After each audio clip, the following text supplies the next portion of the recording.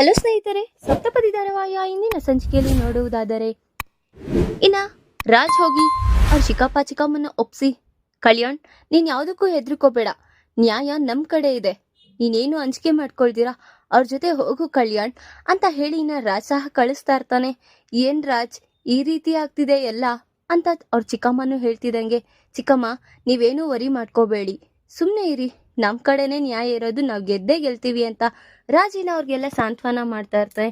ಈ ಕಡೆ ನೋಡಿದ್ರೆ ಧನಲಕ್ಷ್ಮಿ ಅವ್ರಿಗೆ ಸಹ ತುಂಬಾ ಬೇಜಾರಾಗಿ ಕುಗೋಗ್ತಿದ್ದಾಗೆ ಅಪರ್ಣ ಅವರು, ಧನಲಕ್ಷ್ಮಿ ನೀನೇನು ತಲೆ ಕೆಡ್ಸ್ಕೋಬೇಡ ಅಂತ ಅವ್ರಿಗೂ ಸಹ ಸಮಾಧಾನ ಮಾಡ್ತಾ ಇರ್ತಾರೆ. ಈ ಕಡೆ ನೋಡಿದ್ರೆ ಅಪ್ಪು ಯೋಚನೆ ಮಾಡ್ತಾ ಕೂತಿದಾಗೆ ಬಂದಿ, ಅಕ್ಕ ಅಕ್ಕ ಯಾಕೋ ಅಷ್ಟು ದೀರ್ಘದಿಂದ ಬಂದು ಈ ರೀತಿ ಮಾತಾಡ್ತಾ ಇದ್ಯಾ, ಅಂತದ್ ಏನಾಯ್ತು ಅಕ್ಕ, ಕಲ್ಯಾಣ್ನ ಅರೆಸ್ಟ್ ಮಾಡಿದ್ದಾರೆ.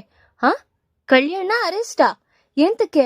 ಅದು ಅನಾಮಿಕಾ ನಿನ್ ಬಗ್ಗೆ ಮತ್ತೆ ಕಲ್ಯಾಣ್ ಬಗ್ಗೆ ಇಬ್ರ ಬಗ್ಗೆನು ಪ್ರೆಸ್ ಮೀಡಿಯಾದಲ್ಲಿ ಮಾತಾಡಿದ್ರಿಂದ ಪೊಲೀಸ್ ಅವ್ರಿಗೆ ಕಂಪ್ಲೇಂಟ್ ಕೊಟ್ಟಿದ್ದಾರೆ ಅಕ್ಕ ಅಂತ ಹೇಳ್ತಿದಂಗೆ ಅಪ್ಪಗೂ ಸಹ ಶಾಕ್ ಆಗಿರುತ್ತೆ. ಏನ್ ಬಂದಿದೆ ಅವಳಿಗೆ ಮಾಯಾ ರೋಗ, ಒಳ್ಳೆ ಗಂಡನ್ನ ಉಳ್ಸ್ಕೊಳ್ಳೋದ್ ಬಿಟ್ಟು ಈ ರೀತಿ ಜೈಲು ಕೋರ್ಟು ಅಂತ ಏಂತಕ್ಕೆ ಇವಳು ಹುಚ್ಚತನ ಮಾಡ್ತಿದ್ದಾಳೆ ಅಂತ ಕನಕನು ಹೇಳ್ತಿದ್ರೆ, ಅದನ್ನ ನೋಡಿ ಅಪ್ಪು ಅವ್ರ ಅಪ್ಪನು ಹೇಳ್ತಾ ಇರ್ತಾರೆ ಅಪ್ಪುಗೆ. ಈ ಕಡೆ ನೋಡಿದ್ರೆ ಸರಿ ನಡಿಯೋ, ಏನಾದ್ರೂ ಆಗ್ಲಿ ಹೋಗಿ ಅವ್ರನ್ನ ಕಾಪಾಡ್ಬೇಕು ಅಂತ ಹೇಳಿ ಅಪ್ಪು ಮುಂದೆ ಹೆಜ್ಜೆ ಇಡ್ತಾ ಇರ್ತಾಳೆ. ಆಗ ನಿಂತ್ಕೋ, ಎಲ್ಲಿಗೆ ಹೋಗ್ತಿದ್ಯಾ? ಅಮ್ಮ ಏನಂತ ಮಾತಾಡ್ತಿದ್ಯಾ, ನಿನಗೆಲ್ಲ ಗೊತ್ತು ಅಲ್ವಾ, ಕವಿಯಿಂದ ನಾನು ಜೈಲಲ್ಲಿ ಇದ್ದಾಗ ನೀನು ಅಪ್ಪ ಎಷ್ಟು ಪರದಾಡಿದ್ರಿ ನನ್ನ ಬಿಡ್ಸಕ್ಕೋಸ್ಕರ, ಕವಿನೇ ಅಲ್ವಾ ಅಮ್ಮ ಬಂದಿ ನನ್ನ ಬಿಡ್ಸಿದ್ದು, ಯಾಕಮ್ಮ ಅವೆಲ್ಲ ಮರ್ತ್ಬಿಟ್ಟ?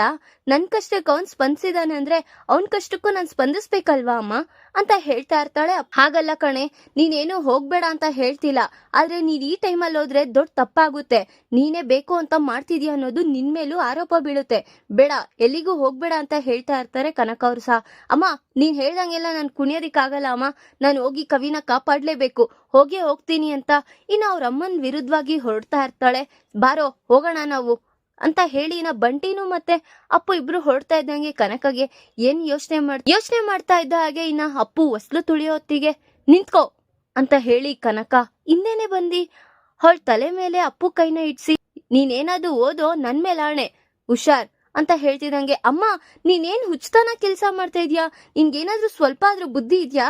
ಬುದ್ಧಿ ಇರೋದ್ಕೆ ನಾನು ಈ ಕೆಲ್ಸ ಮಾಡ್ತಾ ಇರೋದು, ಬೇರೆ ಇನ್ನೇನು ಇಲ್ಲ, ನೀನೇನಾದ್ರೂ ಅಷ್ಟೊಂದು ಹೋಗ್ಬೇಕು ಅಂತ ಇದ್ರೆ ಹೋಗು, ಆದ್ರೆ ನೀನ್ ಬರೋ ಅಷ್ಟರಲ್ಲಿ ನನ್ ಶವ ಇರುತ್ತೆ ಈ ಮನೆ ಮುಂದೆ ಅಂತ ಹೇಳ್ತಾ ಇರ್ತಾರೆ. ಇದನ್ನ ನೋಡಿ ಅಪ್ಪಗೂ ಸಹ ತುಂಬಾ ಬೇಜಾರಾಗ್ತಾ ಇರುತ್ತೆ. ನೋಡಪ್ಪ ಅಮ್ಮ ಯಾವ ರೀತಿ ಮಾಡ್ತಿದ್ದಾರೆ ಅಂತ ಹೇಳ್ತಿದಂಗೆ ಅವ್ರ ಅಪ್ಪ ಅವ್ರು ಸಹ ನಿಮ್ಮಮ್ಮ ಮಾಡಿದ್ದು ಒಂದ್ ರೀತಿ ಒಳ್ಳೇದೇ ಅನ್ನಿಸ್ತಿದೆ ಅಪ್ಪು, ಸುಮ್ನೆ ಹೋಗಿ ನಿನ್ನ ಹೆಸ್ರು ಸಹ ಕಳ್ಕೊಬೇಡ, ಅಲ್ಲಿ ದೊಡ್ಡವರೆಲ್ಲರೂ ಇದಾರಲ್ವಾ, ಅವ್ರು ಏನಾದ್ರೂ ವ್ಯವಸ್ಥೆ ಮಾಡ್ತಾರೆ, ಎಂತಕ್ಕೆ ನಿಮ್ ಭಾವನೆ ಇದಾರಲ್ಲ, ಎಷ್ಟೇ ಕಷ್ಟ ಆದ್ರೂ ಅವ್ರ ತಮ್ಮನ್ನ ಅವ್ರು ಬಿಡ್ಸೋದಿಲ್ವಾ, ಮಾಡೇ ಮಾಡ್ತಾರೆ, ನೀನ್ ಹೋಗಿ ಅಲ್ಲಿ ಮಾಡೋ ಅಂತದ್ ಏನು ಇಲ್ಲ, ಸ್ವಲ್ಪ ತಾಳ್ಮೆಯಿಂದ ಇರು ಮಗಳೇ ಅಂತ ಹೇಳಿ ಅವರು ಸಹ ಅಪ್ಪುಗೆ ಸುಮ್ನೆ ಇರು ಅಂತ ಹೇಳ್ತಾ ಇರ್ತಾರೆ. ಈ ಕಡೆ ನೋಡಿದ್ರೆ ರಾಜ್ ಬೇರೆಯವ್ರಿಗೆ ಕಾಲ್ ಮಾಡಿ ಹೇಗಾದ್ರೂ ಮಾಡಿ ದೊಡ್ಡ ಲಾಯರ್ ಅವ್ರನ್ನೇ ಅರೇಂಜ್ ಮಾಡಿ ಇವತ್ತಿ ಇಲ್ಲಿಲ್ಲ ಅಂದ್ರೂ ಪರವಾಗಿಲ್ಲ ಪಕ್ಕ ಸ್ಟೇಟ್ ಇಂದ ಆದ್ರೂ ಕರ್ಸಿ ಅಂತ ಹೇಳಿ ಫೋನಲ್ಲಿ ಕಾಲ್ ಮಾತಾಡ್ತಾ ಇರ್ತಾನೆ. ಆಗ ಯಾಕ್ರಿ ನೀವು ಈ ನಿರ್ಧಾರಕ್ಕೆ ತಗೊಂಡಿದ್ದೀರಾ, ಇನ್ನೇನ್ ಮಾಡ್ಬೇಕು ಕಳಾವತಿ? ಅಲ್ಲ ರೀ, ಸಂಸಾರ ಅಂದ್ರೆ ಒಂದು ಹೇಳು ಬೀಳು ಎಲ್ಲ ಹೋಗ್ತಿರುತ್ತೆ, ಹಾಗಂತ ಡಿವೋರ್ಸ್ ತಗೊಳ್ಳೋದು ಯಾವ ಲೆಕ್ಕ ಹೇಳಿ? ಹಾಗಲ್ಲ, ಕಲ್ಯಾಣ್ ಇದ್ವರ್ಗೂ ಅವ್ನ್ ಎಷ್ಟು ಕೊರಗ್ತಿದ್ದಾನೆ ಅಂತ ನನಗೆ ಗೊತ್ತಾಗ್ತಿರ್ಲಿಲ್ಲ, ಈಗ ಅವ್ನ್ ನೋಡ್ತಿದ್ರೆ ನನ್ನೊಳಗೆ ಕರಳೆಲ್ಲ ಸುಟ್ಟದಂಗ ಆಗ್ತಿದೆ ಅವನ್ನ ನೋಡ್ತಿದ್ರೆ, ಹೇಗಾದ್ರೂ ಮಾಡಿ ಕಲ್ಯಾಣ್ ಜೀವನನ ಉಳಿಸ್ಬೇಕು, ನೀನು ನನ್ಗೆ ಏನು ಹೇಳೋ ಅಂತದ್ ಬೇಡ ಕಳಾವತಿ. ರೀ ಹಾಗಲ್ಲ ರೀ, ಒಂದ್ ಹೆಣ್ಣಿನ ಜೀವನ ರೀ, ನೀನು ಹೆಣ್ಣಿನ ಜೀವನ ಅಂತ ನೋಡ್ತಿದ್ಯಾ, ಅನಾಮಿಕಾ ಮಾಡಿರೋ ಕೆಲ್ಸ ಯಾವ ಹೆಣ್ಮಗು ಸಹ ಮಾಡಲ್ಲ, ಎಷ್ಟ್ ಕಷ್ಟ ಬಂದ್ರು ಏನೇ ಬಂದ್ರು ಇಲ್ಲಿ ಸುಖವಾಗಿ ಸಂತೋಷವಾಗಿದ್ಲು, ಆ ಕಲ್ಯಾಣ್ ವಿಚಾರದಲ್ಲಿ ಅವಳು ಆ ರೀತಿ ಡಿಸಿಷನ್ ಮೊದ್ಲೇ ತಗೊಂಡಿದ್ದಾಗ್ಲೂ ನಾವು ತಡೆದ್ವಿ, ಈಗ ಏಕಾಏಕಿ ನಿಮ್ಮನೆಯವ್ರನ್ನ ನಿಮ್ ತಂಗಿನ ಬೇಕಾಬಿಟ್ಟಿ ಮಾತಾಡ್ಸ್ತಾ ಇದ್ರೆ ನಾನ್ ಸುಮ್ನೆ ಇರಕ್ಕೆ ನೀನಲ್ಲ, ನನ್ಗೂ ಪೌರುಷ ಅನ್ನೋದಿದೆ ಗೊತ್ತಾಯ್ತಾ, ನೀನೇನು ನನ್ನ ಹತ್ರ ಮಾತಾಡ್ಬೇಡ ಅಂತ ಹೇಳ್ತಿದಂಗೆ, ಏನೋ ರೀ ನಾನ್ ತಿಳಿದಷ್ಟು ಹೇಳಿದೀನಿ, ನಿಮ್ಮಿಷ್ಟ, ನೀವೇನಾದ್ರೂ ಮಾಡಿ ಅಂತ ಹೇಳಿ ಕಾವ್ಯ ಮೌನವಾಗಿ ಹೊರಡ್ತಾ ಇರ್ತಾಳೆ. ಅದೇ ಹೊತ್ತಿಗೆ ಅಪರ್ಣವರು ಸಹ ಬಂದಿ, ಮಗ್ನೆ ಹೇಳ್ ಮಾಮ್, ನಿನ್ ಹೆಂಡತಿ ಹೇಳಿದ್ದು ಸರಿ ಅನ್ನಿಸ್ತಿದೆ ಮಗ್ನೆ, ಎಂತಕ್ಕಂದ್ರೆ ಅವಳು ನೋಡು ಎಲ್ಲಾ ಕಡೆಯಿಂದನೂ ಯೋಚನೆ ಮಾಡಿ ಒಂದ್ ಹೆಣ್ಣಿನ ಜೀವನ ಹಾಳಾಗ್ಬಾರ್ದು ಅಂತ ಹೇಳ್ತಿದ್ದಾಳೆ, ಆದ್ರೂ ಮಾಮ್ ನಮ್ ಕಳಾವತಿ ತರ ಹೆಂಗ್ಸು ಎಲ್ ಸಿಗ್ತಾಳೆ ಹೇಳು? ನೋಡು ನೀನೇನೇ ಅಂದ್ರು ಏನೇ ಮಾಡಿದ್ರು ಅವಳು ಈ ಗಂಡನ ಮನೆನೇ ಸರ್ವಸ್ವ ಅನ್ಕೊಂಡಿದ್ದಾಳೆ. ನಾನೆಷ್ಟು ಗೋಲ್ಡ್ ಕೊಟ್ರು ಈ ಮನೆ ಮಂದಿಯವರೆಲ್ಲ ಅವಳಿಗೆ ಎಷ್ಟು ನುಚ್ಚಿ ನೂರಿ ಮಾತಾಡಿದ್ರು ಅವಳು ಇಲ್ಲೇ ಇದ್ದಾಳೆ. ಎಲ್ಗಾದ್ರೂ ಅಲ್ಗಾಡಿದಾಳ? ಇಲ್ಲ ಅಲ್ವಾ? ಆ ರೀತಿ ಹೆಂಗ್ಸಿರೋ ಹೊತ್ತಿಗೆ ಆ ರೀತಿ ಹೆಂಗ್ಸ್ರು ಇರ್ಬೇಕು. ನೋಡಿದ್ರೆ ಈ ಅನಾಮಿಕಾ ಅಂತವ್ರಲ್ಲ ಅಂತ ಹೇಳ್ತಿದಂಗೆ, ಹಾ ಹೌದು ರಾಜ್, ನೀನ್ ಹೇಳಿದ್ದು ಸರಿ. ನಮ್ ಸೊಸೆಯಲ್ಲಿ ಆ ಅನಾಮಿಕಾ ಎಲ್ಲಿ? ನೀನ್ ಅವಳಿಗೆ ನನ್ ಸೊಸೆಗೆ ಯಾಕೆ ನೀನ್ ಕಂಪೇರ್ ಮಾಡ್ತಿದ್ಯಾ? ಏನಾದ್ರೂ ಮಾಡು ಅಂತ ಹೇಳಿ ಇನ್ನ ಹೊರಡ್ತಾ ಇರ್ತಾರೆ. ಧಾರಾವಾಹಿಯ ಪ್ರತಿಯೊಂದು ಸಂಚಿಕೆ ತಪ್ಪದೆ ನೋಡಬೇಕಾದರೆ ನಮ್ಮ KTVS 365 ಚಾನಲ್ ಲೈಕ್ಗೆ ಸಬ್ಸ್ಕ್ರೈಬ್ ಮಾಡ್ಕೊಳ್ಳಿ. ಹಾಗೆ ಪಕ್ಕದ ಇರುವ ಬೆಲ್ ಬಟನ್ ಅನ್ನು ಪ್ರೆಸ್ ಮಾಡಿ ಅದರಲ್ಲಿ ಆಲ್ ಆಪ್ಷನ್ ಸೆಲೆಕ್ಟ್ ಮಾಡ್ಕೊಳ್ಳಿ. ಇದರಿಂದ ನಾವು ರಿಲೀಸ್ ಮಾಡುವಂತಹ ಸಂಚಿಕೆ ಅಪ್ಡೇಟ್ ನೋಟಿಫಿಕೇಶನ್ ಸಿಗುತ್ತೆ. ಇನ್ನು ಈ ಕಡೆ ರಾಹುಲ್ ಮತ್ತೆ ನಾಗವೇಣಿ ಇಬ್ರು ಸಂಭ್ರಮದಿಂದ ಏನೋ ನಾವ್ ಅನ್ಕೊಂಡ್ರೆ ಈ ಅನಾಮಿಕಾ ಹುಚ್ಚತನದಿಂದ ಎಲ್ಲೆಲ್ಲಿಗೋ ಕರ್ಕೊಂಡು ಹೋಗ್ತಿದ್ದಾಳೆ ಕಣೋ. ಏನೋ ನಾವು ಸ್ವಲ್ಪ ಬೆಂಕಿ ಗೀರೋಣ ಅಂತ ಅನ್ಕೊಂಡ್ರೆ ಇವಳು ದೊಡ್ಡ ಅಟಂ ಬಾಂಬೆ ಇಡ್ತಾರ ಅನ್ನಿಸ್ತಿದೆ. ಇದಕ್ಕೊಂಚೂರು ನಾವು ಸ್ವಲ್ಪ ತುಪ್ಪನ ಬೆರ್ಸೋಣ ರಾಹುಲ್ ಅಂತ ಹೇಳ್ತಿದ್ದಂಗೆ, ಏನ್ ಮಾಡ್ಬೇಕು? ಹೇಗಿದ್ರು ಕಲ್ಯಾಣ್ ಸಹ ಡಿವೋರ್ಸ್ ಕೊಡ್ಬೇಕು ಅಂತ ಅನ್ಕೊಂಡಿದ್ದಾನೆ. ಈಗ ಅಲ್ಲಿ ಮಹಿಳಾ ಮಂಡಳಿಯವ್ರನ್ನೆಲ್ಲ ಕರೆಸಿ ಅನಾಮಿಕನ್ಗೆನೆ ನ್ಯಾಯ ಒದಗಿಸ್ಬೇಕು ಅಂತ ನಾವು ಇಲ್ದೇ ಇರೋ ಮಾತನ್ನೆಲ್ಲ ಅವ್ರಿಗೆ ಹಚ್ಕೊಟ್ರೆ ಆಗ ಅನಾಮಿಕನ್ ಕಡೆನೆ ಗೆಲ್ತಾರೆ. ಆದ್ರೆ ಆ ಅನಾಮಿಕಾ ಫುಲ್ ಅವಳು ಏನ್ ಮಾಡಿ ಏನ್ ಸಾಧಿಸೋ ಅಂತದಿದೆ ಅಂತ ಹೇಳಿ ಅವರಿಬ್ರು ಸಹ ಅವ್ರ ಪ್ಲಾನ್ ಅಲ್ಲಿ ಅವ್ರು ಇರ್ತಾರೆ. ಇನ್ನ ಬೆಳಗ್ಗೆ ಆಗುತ್ತೆ.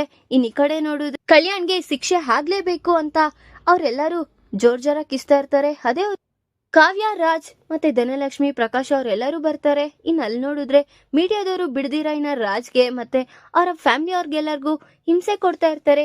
ಏನು ನೀವಿಷ್ಟು ದೊಡ್ಡ ವ್ಯಕ್ತಿ ಆಗಿದ್ದೀರಾ, ನೀವು ಕಲ್ಯಾಣ್ನ ಸಪೋರ್ಟ್ ಮಾಡೋದಿಕ್ ಬಂದಿದ್ದೀರಾ?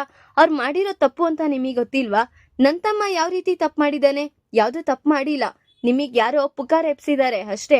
ಅಲ್ಲ, ಈಗ ಅನಾಮಿಕಾಗೆ ಕಲ್ಯಾಣ್ ಅವರು ಡಿವೋರ್ಸ್ ಕೊಡ್ಬೇಕು ಅಂತ ಹೇಳ್ತಿದಾರಲ್ಲ ಮೀಡಿಯಾದಲ್ಲಿ, ಅದು ನೀವು ಒಪ್ಕೊಳ್ತೀರಾ? ನೀವು ಏಕಾಏಕಿ ಹಿಂಗ್ ಮಾತಾಡೋದಲ್ಲ. ನಿಮಗೆ ಏನ್ ಗೊತ್ತಿದೆ ಏನ್ ಗೊತ್ತಿಲ್ಲ ಅನ್ನೋದನ್ನ ಫಸ್ಟ್ ತಿಳ್ಕೊಳ್ಳಿ, ಆಮೇಲೆ ಮಾತಾಡೋದನ್ನ ಇಟ್ಕೊಳ್ಳಿ ಅಂತ ರಾಜ್ ಸಹ ಹೇಳ್ತಾ ಇರ್ತಾನೆ. ಆ ಮೀಡಿಯಾದವ್ರು ಇಲ್ದೇ ಇರೋ ಪ್ರಶ್ನೆಗಳನ್ನ ಕೇಳ್ತಿದ್ದಿದ್ನ ನೋಡಿ ಅವ್ರಿಗೂ ಸಹ ಬೇಜಾರಾಗ್ತಾ ಇರುತ್ತೆ. ರೀ ನೀವ್ ಸುಮ್ನೆ ಇರ್ರಿ.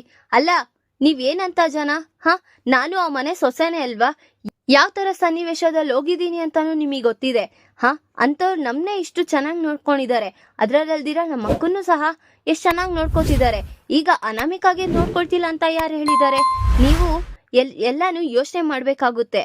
ಯಾರೋ ಏನೋ ಹೇಳಿದ್ರು ಅಂತ ನೀವು ಅದನ್ನ ನಂಬಿಡೋದಲ್ಲ. ಸ್ವಲ್ಪ ತಾಳ್ಮೆಯಿಂದ ಸೂಕ್ಷ್ಮೆಯಿಂದ ಕೇಳ್ಬೇಕು. ಅದನ್ನ ಸಂಸ್ಕಾರ ಅಂತಾರೆ.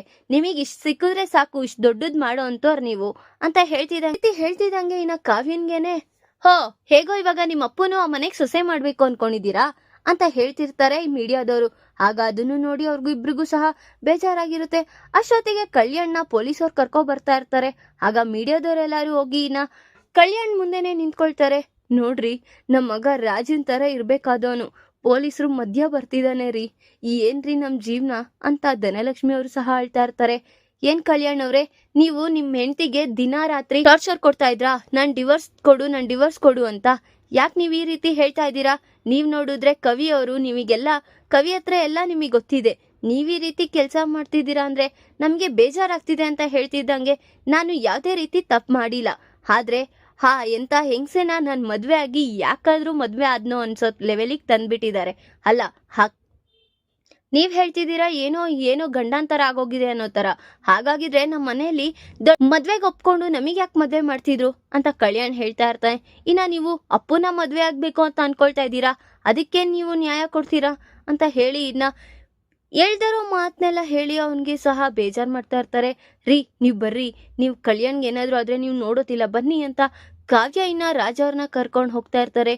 ಇನ್ನ ಮನೆ ಮಂದಿಯವ್ರಿಗೆಲ್ಲರಿಗೂ ಬಿಡ್ದಿರ ಮೀಡಿಯಾದವರೆಲ್ಲ ಹಾಗೆ ಸುತ್ಕೊಂಡಿರ್ತಾರೆ ಗುಂಪು ಕಟ್ಟೋ ಹಾಗೆ. ಇನ್ನ ಪೊಲೀಸ್ ಸ್ಟೇಷನ್ಗೆ ಹೋಗ್ತಿದ್ದಾನೆ. ಈಗ ಅಲ್ಲಿ ಅನಾಮಿಕಾಗೂ ಮತ್ತೆ ಕಲ್ಯಾಣ್ಗೂ ನಿಜವಾಗ್ಲೂ ಡಿವೋರ್ಸ್ ಇಸ್ಕೊಡ್ತಾರ ಅಥವಾ ಮತ್ತೆ ಅಲ್ಲಿ ಏನಾದ್ರು ಗಂಡಂತರ ಸೃಷ್ಟಿಸ್ತಾರ? ಈ ಕಡೆ ನೋಡಿದ್ರೆ ಅಪ್ಪುಗೂ ಅವ್ರ ಅಪ್ಪ ಅಮ್ಮ ನಿಬಂಧನೆ ಮಾಡಿದರೆ ನೀನ್ ಹೋಗೋ ಆಗಿಲ್ಲ ಅಂತ. ಅಪ್ಪು ಅವ್ರ ಅಪ್ಪ ಅಮ್ಮನ್ ಮಾತ್ನ ಮೀರಿ ಹೋಗ್ತಾಳ ಅನ್ನೋದನ್ನ ಮುಂದಿನ ಭಾಗದಲ್ಲಿ ತಿಳಿಸ್ಕೊಡ್ತೀನಿ. ಈ ವಿಡಿಯೋ ಇಷ್ಟ ಆದ್ರೆ ಲೈಕ್ ಮಾಡಿ, ನಿಮ್ಮ ಫ್ರೆಂಡ್ಸ್ ಆಗಿ ನಿಮ್ಮ ರಿಲೇಟಿವ್ಸ್ಗೂ ಶೇರ್ ಮಾಡಿ ಅಂಡ್ ಕಮೆಂಟ್ ಮಾಡಿ. Thanks for watching.